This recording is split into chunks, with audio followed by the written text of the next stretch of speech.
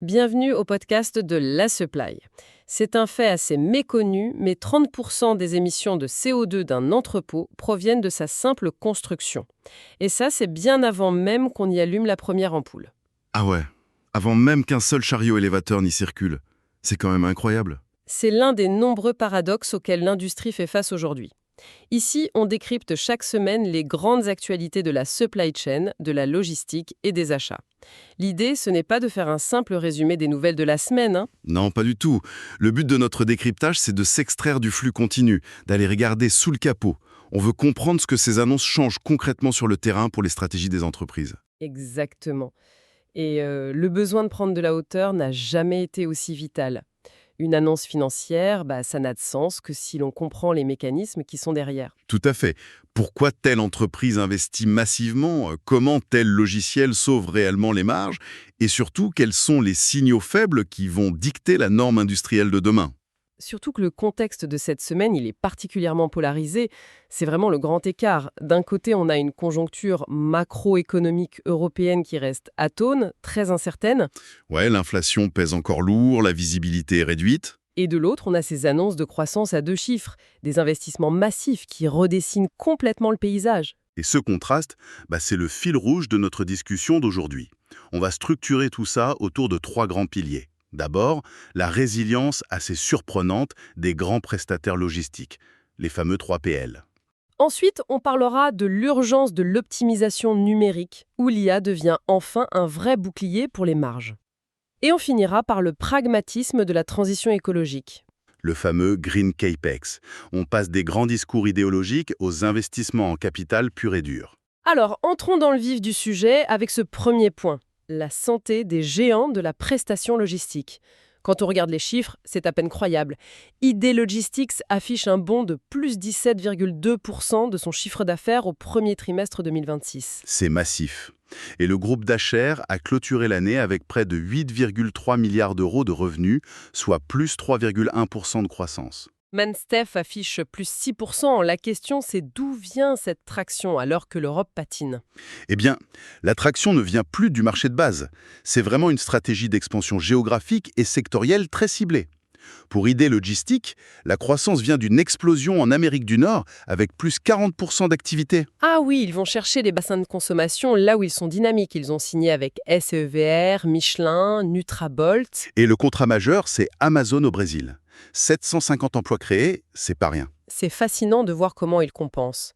Dacher, c'est un peu la même mécanique. Leur branche fret maritime et aérien a chuté de 12,6%. Une conséquence directe de l'effondrement des taux de fret, oui. C'est pareil. L'international et la restauration hors domicile compensent les fermetures de sites dans le retail. En parlant de retail, le partenariat de 10 ans entre Staci, qui est maintenant chez Bnaud, et Alvadiem, c'est un vrai cas d'école. Ils sont passés de 1,5 à 10,5 millions d'euros de chiffre d'affaires. Surtout avec une bascule vers 40% de volume en B2C. C'est un changement de métier complet en entrepôt. Bon, décortiquons un peu ça. L'impression qui s'en dégage, c'est que ces 3 PL agissent comme des pare-chocs. L'industrie allemande s'enrhume, la cosmétique américaine compense. Mais attends, j'ai une question provocatrice. Je t'écoute. À périmètre constant, sans les acquisitions, Dacher ne ferait que plus 0,3% de croissance. Est-ce qu'ils n'achètent pas simplement leur croissance pour masquer un marché européen complètement atone, une sorte de fuite en avant, quoi? C'est une bonne question, mais ce n'est pas une fuite en avant. Ce qui est fascinant ici, c'est la mécanique de dilution du risque. La taille critique, c'est devenu une assurance survie. Donc ce n'est plus juste pour faire des économies d'échelle sur les palettes. Non, plus du tout. Regarde ID Logistics. Ils insistent publiquement sur le fait qu'ils n'ont aucun actif dans le Golfe Persique. Ce n'est pas anodin, c'est pour rassurer les marchés financiers. Ils sont immunisés contre la volatilité des cours du pétrole ou les conflits. En gros, pour un directeur supply chain, le choix du partenaire logistique a changé. On choisit une multinationale capable de garantir la continuité, peu importe où ça s'effondre dans le monde. C'est exactement ça. Mais attention, cette couverture mondiale demande des capitaux énormes. Et pour protéger la rentabilité de ces opérations physiques, la seule solution, c'est l'optimisation extrême. Ce qui nous amène à notre deuxième sujet, l'exécution numérique. Si la croissance physique coûte cher, l'algorithme doit prendre le relais. Et les annonces tech de la semaine sont très orientées vers l'orchestration. Tout à fait. Fnac Darty déploie un nouvel OMS avec Fluent Commerce et Viséo. 1500 magasins unifiés dans 15 pays, c'est un projet titanique pour l'omnicanal. Mais le plus fou, c'est sur le transport. Fnac Darty annonce viser 1% d'économie sur un budget transport de plusieurs dizaines de millions d'euros, juste grâce au TMS de Tesi Square. 1%. Ça paraît peu, mais sur ces montants, ça change tout le bilan financier. IFS vient aussi de lancer IFS.AI Logistics après le rachat de SetBridges. Il rappelle que le transport, c'est 5 à 10% du chiffre d'affaires des entreprises. Et ça touche aussi les PME. DocShipper lance une plateforme unifiée pour en finir avec les fichiers Excel en mixant sourcing, contrôle qualité, transport et douane. Même chose côté équipementier, Savoie inaugure un campus de 20 000 m² pour doubler sa production. L'objectif est clair. Unifier l'information. On sort des fonctionnements en silo. C'est là que ça devient vraiment intéressant. Pendant longtemps, les systèmes d'information, c'était comme un vieux tableau de bord d'avion avec 50 cadrans séparés. Là, tout le monde cherche le bouton « pilote automatique ». Mais face à IFS qui promet des gains avec l'IA en quelques semaines, je me demande, est-on vraiment sorti du buzz autour de l'IA pour entrer dans une vraie phase de ROI opérationnel ? Ah, la fameuse question du buzz. Mais oui, la bascule a eu lieu. Si l'on relie ça à la situation globale, l'IA ici n'est plus générative, elle est prescriptive. Elle simule des réseaux, elle alloue les ressources dynamiquement. Donc on n'est plus dans le gadget qui écrit des emails. Exactement. Gagner 1% sur le transport via un TMS, c'est un impact net sur la ligne de profit, sans avoir à vendre un seul produit de plus. DocShipper montre aussi que l'achat et l'exécution doivent vivre dans la même donnée. Fini le fichier Excel envoyé par mail à la douane. En clair, la tech n'est plus une fonction support, c'est l'outil principal de défense des marges. Ceux qui gèrent encore des flux internationaux sur Excel sont structurellement hors jeu. Complètement. Surtout face au coût actuel. Et ces marges sauvées par le numérique vont être indispensables pour financer la suite. Ah oui, la transition écologique. Parce que l'algorithme, c'est bien beau, mais modifier les infrastructures physiques pour décarboner, ça coûte des milliards. C'est le fameux Green CAPEX. La décarbonation n'est plus une idéologie, c'est un sujet d'ingénierie financière. Regardons les annonces. Le plan gouvernemental vient de porter l'aide pour l'achat de tracteurs routiers électriques à plus de 100 000 euros.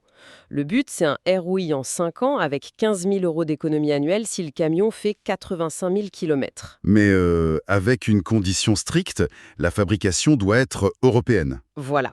À côté de ça, le fluvial recule, moins 1,4% en 2025 à cause de la chimie. Roquette arrête une ligne container, même si la logistique urbaine fluviale explose de 44%, et VNF investit 250 millions. Et n'oublions pas les voiliers cargo. Toit vient d'être laissé en liquidation. Ils espèrent un rachat par le Crédit Mutuel après le retrait de leur fonds d'investissement. La réalité financière est brutale. Brutal, c'est le mot, surtout côté immobilier. Prologis nous dit que 30% des émissions d'un entrepôt viennent juste de sa construction.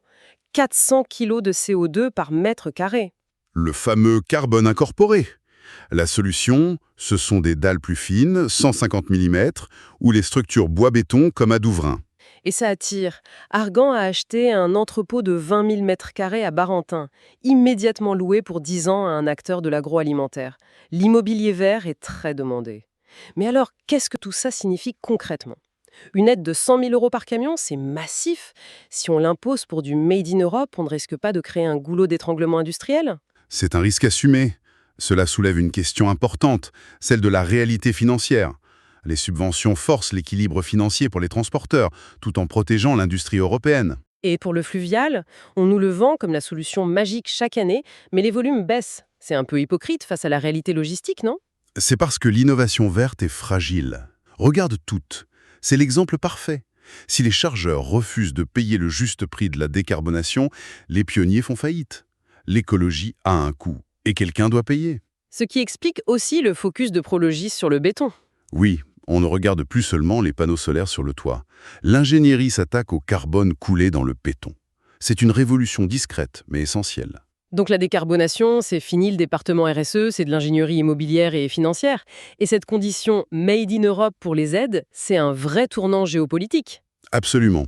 Si on doit synthétiser tout ce qu'on vient de dire, la supply chain mondiale se consolide pour se protéger des crises. Ouais. Elle s'en remet à l'intelligence artificielle pour gratter chaque point de marge en interne. Et enfin, elle doit repenser de A à Z son empreinte carbone matérielle, du camion à la dalle de béton. Du coup, pour les décideurs qui nous écoutent, l'action immédiate, c'est d'auditer impérativement le poste transport. C'est une part trop lourde du chiffre d'affaires pour ne pas utiliser les nouveaux TMS dopés à l'IA. C'est vital. Et la deuxième action, c'est d'intégrer le coût carbone des matériaux dès la conception des futurs appels d'offres immobiliers. Le bâtiment de demain se pense aujourd'hui. Et pour conclure, je crois que tu avais une réflexion un peu provocatrice à partager. Oui, cette histoire d'aide conditionnée à la fabrication européenne pour les camions électriques, c'est un signal fort. On est peut-être en train d'entrer dans une ère de protectionnisme logistique. C'est-à-dire? Eh bien, la provenance de nos équipements de supply chain, des serveurs aux camions, sera bientôt tout aussi scrutée par les États que les marchandises qu'ils transportent. Une nouvelle donne géopolitique complexe à maîtriser.